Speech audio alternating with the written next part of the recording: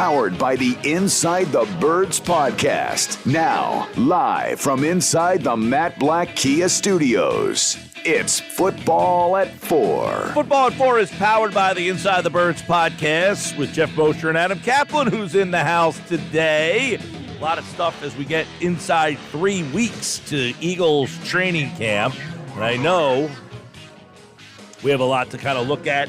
Our division previews continue tomorrow. Andrew DeCecco will be here. Jeff will be on Friday. But Adam Caplan's in the house today. Let's bring Adam in for another edition of Football at 4 here on the Sports Bash Live on 97.3 ESPN. Adam, what's going on, my friend? How are you? Doing okay, yeah. So what we'll do, Mike, on today and then the following 3 segments through next week is that we'll start looking at the Eagles' opponents. We'll put them in groups of 4 per segment. We'll look at what your listeners of your show could expect. And the thing is, Mike, there have been so many changes. If you look at, and we'll get to the first 4 opponents in this segment, there have been some significant changes, whether it's offense or defense coordinators, personnel, or quarterbacks with the Eagles' opponents this season.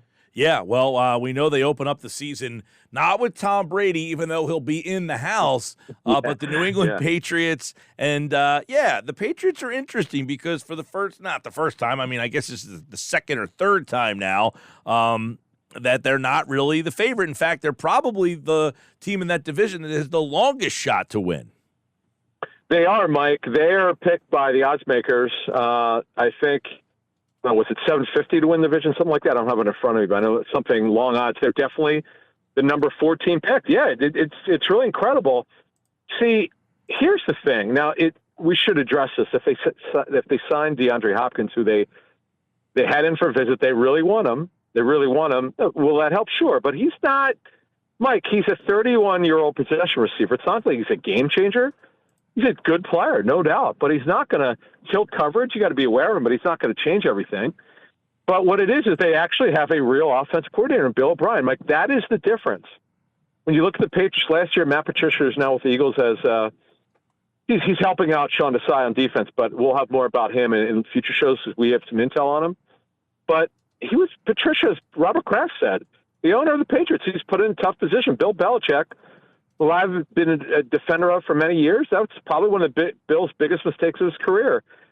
Putting a guy in who not only did he never call plays, he's never really worked on offense. And Joe Judge has never developed a quarterback. That was a mistake, and Bill paid for it. That's why they were a bad football team. But they're going to be better. Mac Jones is going to be coached now by Bill O'Brien. He's a pretty good play caller, and he's their new offensive coordinator. Yeah, you mentioned, why are they interested in DeAndre Hopkins? This is a team that didn't have a lot of weapons last year, but the offense as a whole was a mess last year. So you got Stevenson. They need a wide receiver, but their offense should be better. Oh, it's going to be much better because they're going to have a really qualified offense coordinator. Bill O'Brien, okay, he was given too much responsibility for the Texans. I know people don't remember this because of what happened with Watson. He was incredible in 2020. That was probably his best year. Now, the team was terrible defensively. They were not competitive. He was just everyone around him didn't play well on defense. But so O'Brien was a play caller that year, and Bill's a really good play caller. He has developed quarterbacks. He helped develop Deshaun Watson. He's developed quarterbacks. So I don't worry about Mac Jones. I know some people are worried about Mac Jones. Mike, I'm not. He's going to have a big bounce back year. Well, that'll be interesting to watch. We're talking about the Eagles' Week 1 opponent, the New England Patriots. Just taking a look at some of these teams as the Eagles get ready for training camp here. They're plus 750 to win the division. Over-under wins 7.5 for the New England Patriots. So that kind of tells you where they are right now, probably on the outside of the playoffs looking in. Mike, it really never works out this way. I'd have to look this up. It's rare that 4 teams in one division are over 500, but there's a very good chance that the Jets and the Bills almost certainly will be. I do believe the Dolphins will be. The Dolphins, by the way, made the playoffs last year. In fact, they almost beat the Bills in Buffalo in the wild card round. It's just, can the Patriots bounce back? I really believe that. I like the over, by the way. The over. In fact, I think, was the over plus or minus? I can't remember. It is over. It's over is minus 140, under plus 115. Yes. No. I'm sorry. That was for the over is minus 105, under minus 120. Yeah, I like the over. They're going to get 8 or 9 wins. They're going to be much better. Forget about Mac Jones was bad last season. I get it, but he actually has a real coach working with him, and he's going to be better. All right. Week 2, Minnesota. Minnesota's so interesting to me. This team won 13 games, and nobody seems to like them. Their over-under is 8.5, over minus 140, under plus 115. They're plus 280 to win the North. So let's start with who the Vikings are, and that nobody seems to think they can duplicate what they did a year ago. All right, so they cut Dalvin Cook. Everybody knows that. Alexander Madison, who's a really good, one of the best backup running backs in the NFL. But Mike, the problem is he's not explosive. He's a good player. He could pass block. You could play him at all 3 downs, but you're not, as a defense, worried about him. So they don't have him. They don't have Cook anymore. That's a problem. So you wonder where his explosive play is going to come out of the backfield. Now, the defense is horrendous, Mike, in the back end last season. Brian Flores is the new defense coordinator. They're going to run the New England 34. And that's, by the way, one thing I'll mention from the Patriots. That's the one thing that when the Eagles face the Patriots in week 1, think about it, they're going to face the same defensive scheme in week 1 and week 2. So Hurts will get that experience, and Brian Flores will run it. He's the new Vikings defense coordinator, and he's going to run that scheme. And it's a lot of pre- and post-snap disguise, a lot of deception. And that's what the Fangio defense, Mike, is supposed to do. But Ed Donatell, the former defense coordinator, he just couldn't get together. But I'll tell you, that will not be easy for Hurts. And in terms of schematics, he's not faced a defense like this. But Hurts, we also know, doesn't turn the ball over. He's very careful with it. But when you look at this defense, they are really bad at corner. They have not really improved it very much.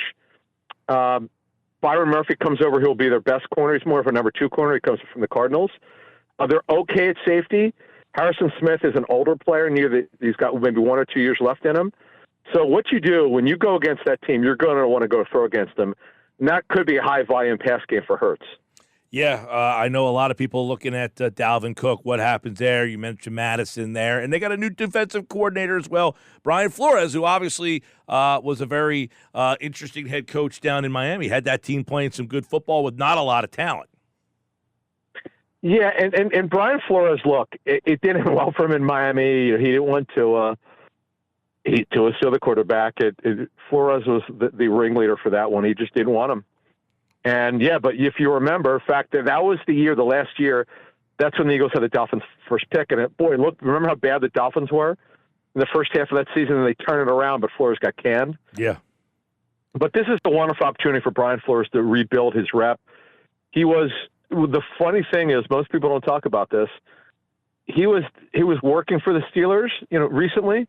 Well, Micah Fitzpatrick was the guy that he wanted off his team when he was with the Dolphins, and Micah now has revived his career, and he's arguably the NFL's best safety. It's funny how that works out. Week 3, the Eagles are at Tampa. No, not Tom Brady's Bucs. This is a completely different. They're plus 750 to win the South. Their over-under is 6.5.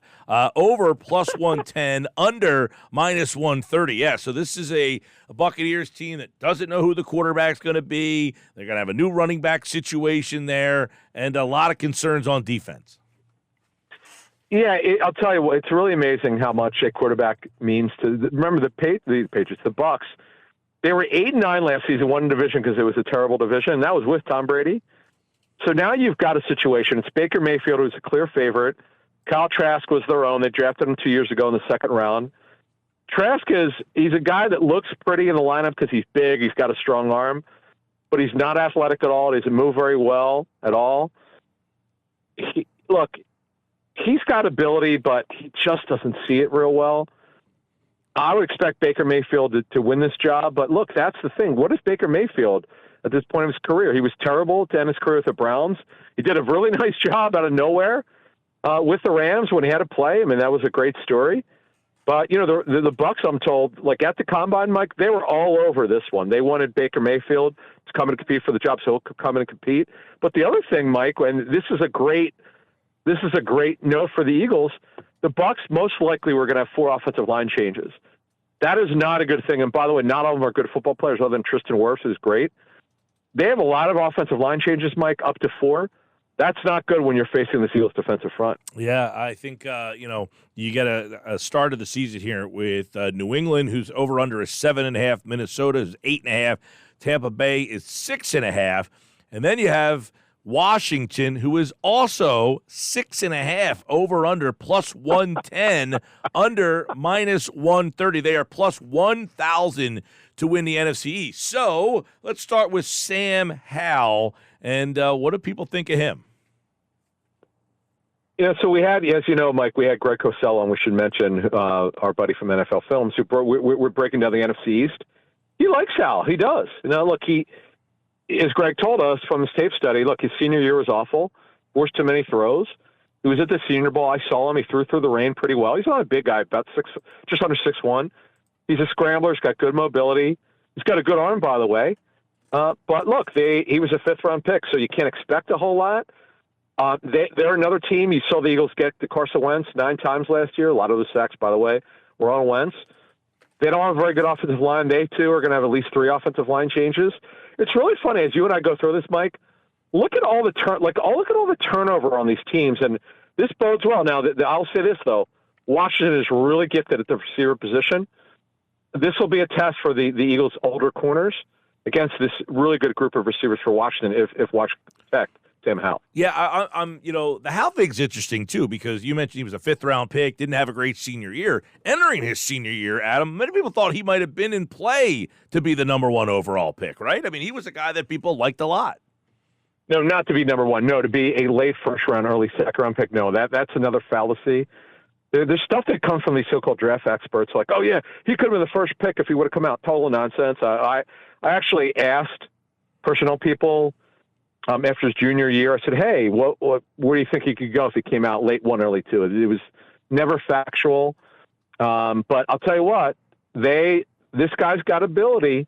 He's sort of a gunslinger here. So that'll be a fun game, Mike, when they play Washington. Yeah, Washington, as we talk about them in the NFC East here, I guess you would say they are over under 6.5. Are they the one team that you think cannot win this division? Or do you think the Giants can win the division, or is it just a 2-team race?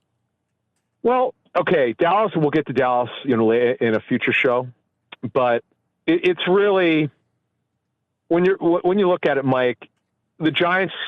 I like their over under last year. There was one that I picked correctly where I went over because I thought the coach would be great. It was. The Giants are not in the Eagles and Cowboys market. They're just not. They overachieved last season due to, I think, great coaching, and they got Daniel Jones on the right path, obviously. He was improved.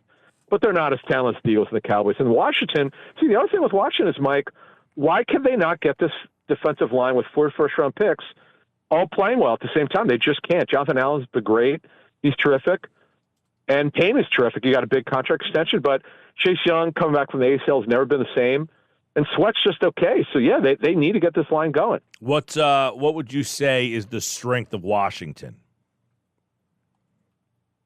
I would probably say the running game with Brian Robinson and Antonio Gibson as a changeup on 3rd down.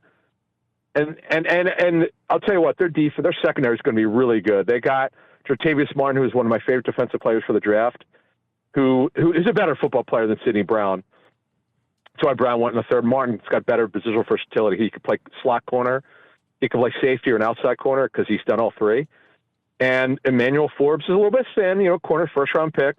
But their secondary, Mike, could be one of the best in the NFC. They'll be really good there. But the thing is, if you protect sometimes, Mike, they make mistakes because there's some reason, I don't know why, no one seems to know why. Why can't their defensive line play consistent football?